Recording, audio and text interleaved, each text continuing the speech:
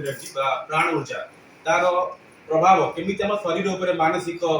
आत्मा एवं शारीरिक सब प्रकार प्रभाव पकई पार आम गोटे अवेयरनेस प्रदान कर रेकी उत्पत्ति एक्चुअली बहुत पूर्व रही सारी आम रेकी चैनल समाज को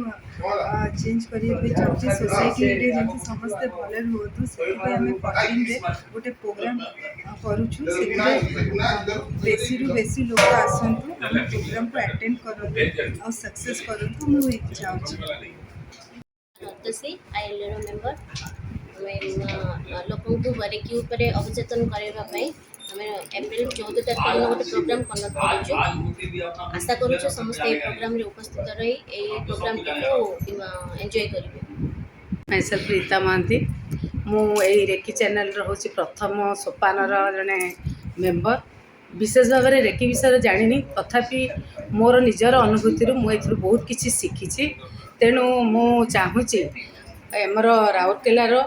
जेहेतु राउरकेला यार गोटे सुजोग आसी सबू लोक मैंने यार आनंद नियंतु एवं रेकीर जो उद्देश्य लक्ष्य आउ तार जो महत्व अच्छी जहाँ आम जीवन में किसी प्रभाव पकेब एवं आम जीवन शैली को चेंज कर